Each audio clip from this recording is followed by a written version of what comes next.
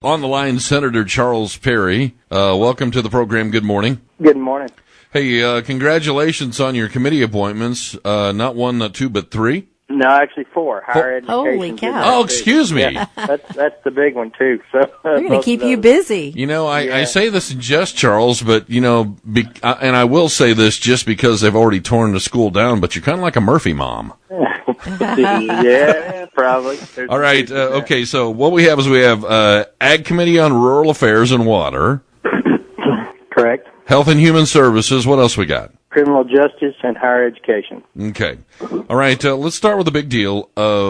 Ag Committee on Rural Affairs and Water. Obviously, the focus here is going to be Water and water conservation. What's your approach on this? What are you going to try and do different than people have done before you? Well, normally on this committee, you kind of prevent bad things from happening. There's always initiatives to take groundwater specifically, take water from one area to another when it's private property rights. So its key issue on that committee will be a private property rights discussion. We, as a state, control are pretty much are over the surface water, the rivers and the streams and the reservoir system. If they go outside the state, then federal jurisdiction kind of interacts in some of that with navigable waters. But on a local level, what matters to 28 is the underground aquifer system that our farmers, producers, and cities sit on top of, and that'll be one of the bigger debates of the day. Well, I know that's a huge concern. We had some people on the program this last week, the Texas Alliance for Water Conservation. Right. And, basically what they were saying, and part of the message is the Ogallala Aquifer is, for all practical purposes, should be considered a non-renewable resource. Do you agree or disagree? I'd agree with that. It doesn't recharge very fast. It does recharge, but it's in specific areas and it takes a long time for the water to reach to the tables. Okay. Laura, over to you. Another committee that you've been selected to be on is the Health and Human Services Committee? Absolutely. And what's on store for that? That is one of the biggest committees you'll hear. It's a heart committee is what we refer to it. You hear a lot of heart-wrenching stories, but our Health and Human Service budget has eclipsed all other expenses in the budget. Our appropriation cycle will reflect more there than anywhere, including education, after we get through with last year's budget, appropriations, supplementals. And it's outpacing everything in our system. So we have to figure out a better way to deliver the health care to our elderly, to our most vulnerable, and to the Medicaid population. And I've got several big initiatives, big ideas that probably won't see actual statute, but we'll probably get to the federal level to see if we can get some relief out of the federal government. So we're going to have some good debate there, good healthy debate there to try to revamp and invert some of how we appropriate some of the dollars. I think the boots on the ground is where the action is and where people get the most help. We seem to have a top-down mentality, so I'm going to try to do some discussion there. That's where you hear, the most vulnerable society comes in wheelchairs and explain their plight, so to speak. So big committee, lots of work. It's actually a 2-day committee. Ed and Finance probably have some of the most biggest challenges of the day because you got to do the budget, and it's the largest part of the budget. Well, I know that we'd had this conversation before about indigent homeless population.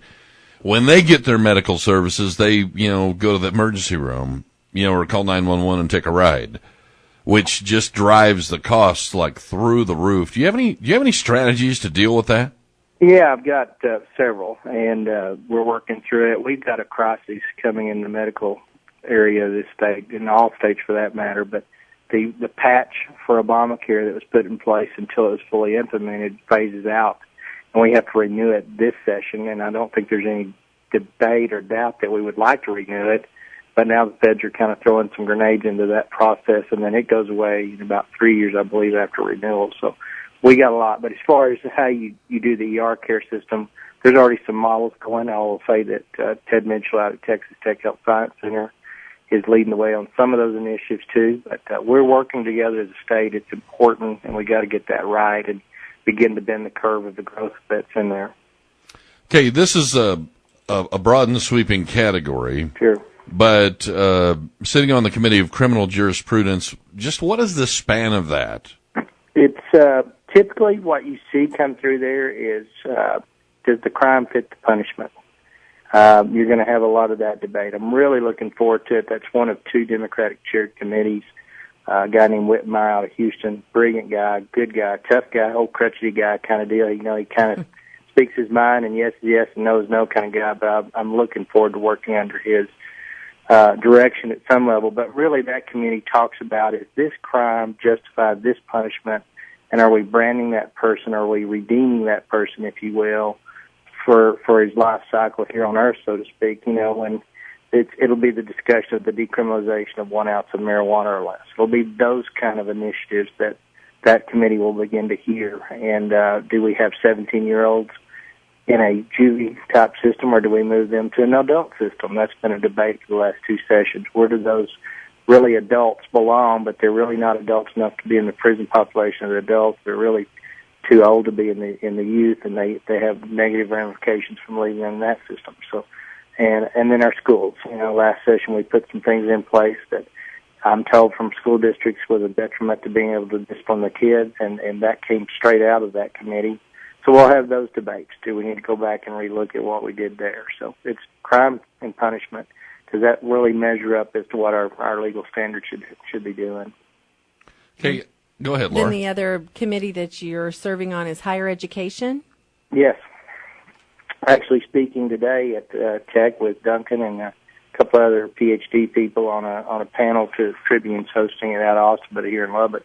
Obviously, higher ed in my area, with Tech and Sangelo, and then numerous community colleges around the district is an important thing for the district. I couldn't be more pleased with the committees that Patrick put me on from a district perspective. I mean, ag, rural affairs, in water. I mean, 51 counties, and there's not a single county that doesn't apply to. Higher ed with community colleges and Tech and Angelo, and those are higher university systems. That fits well. And then health and human services, one of the biggest challenges we have in the 51 counties is rural health care delivery. What does that look like? Where's that going to go with limited doctors and access, and how we treat those? So these committees fit my district probably better than anybody else's Senate committees that were doled out. Well, they're certainly the high profile interest areas. Right.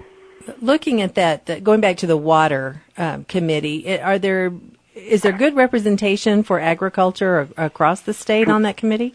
Yeah, it's me, and I'm going to beg off a little bit, but I think Lois Kokhorst is on there. She's probably one of the second, if not third, rural senators. And she's been in the House for 14 years. I worked with Lois for 4 years over in the House. I think Creighton is on there. He's got rural in his. There's a couple, three Dems, I believe, Democrats. I'm not sure what their rural makeup is, but I believe they're out of the Valley. So we have a great rural makeup of that. And water is pertinent to, I'd say, 5 out of those 7 members. It's an important issue. So it's a good representative committee, and it ought to be a very active committee. Probably not a lot of bills. You know, ag is not a high bill generating. It's a lot of just kind of preventing bad things from happening, i.e. in the property rights arena. Hey, I have a question. You know, time and time again we see in the headlines and in different articles that Mexico owes us a gazillion gallons of water. I mean, what are we going to do to collect on this deal? I mean, is that really a feasible thing, or is this? Yeah, it is. They do owe us some. They're not as far behind as they were in the past. We pushed hard on them a few years back and almost got them caught up, but they do owe us some water on the Mexico side. So not New quite Mexico, a gazillion. Not a gazillion. It's enough acre feet to make it worth our time to go after it. Yeah. We will pursue a little bit of it. On the New Mexico side, there's some water issues there.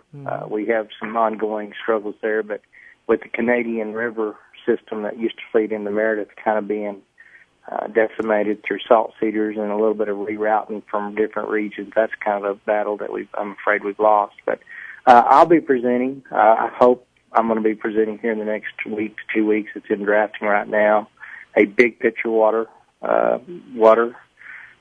plan, if you will. We've got a statewide water plan, but I don't think that we thought big enough, and it'll be definitely for discussion. It'll start. I'll either be the village idiot or the exposed a great idea, but we can't afford it guy, or man, why haven't we looked at it this way before guy? But we need to have water. In my mind, is still one of the absolute top priorities of the state to continue economic viability and job creation. We are not water secure in several areas of Senate District 28, but I don't think any city can safely say they've got their water supply needs met for the next 100 years without kind of tongue in cheek, because what's that look like? If we grow, continued growth and stuff. So that should be out there for discussion. Again, it's kind of a big picture kind of scenario, but it's affordable, at least on my preliminary numbers and running math. And we'll see if it has any legs on it, but it'll probably come through an interim study to see if we want to go down that road. All right, Charles, thanks for checking in with us this morning. Yeah. I know you probably have a busy day today. Crazy day. Go be at tech at lunch, and I always look forward to seeing the chancellor. And kind of, I just, you probably know this anyway, but I usually kind of ask him a question or two, just believe it or not, from a 20-year senator's perspective on stuff. So I always look forward to working with him and visiting with him. So we will see y'all. Thanks for having me call in, and anytime you need something, just give me a heads up, and I'll probably make it happen. Texas Senator Charles Perry, thanks, man. Appreciate it.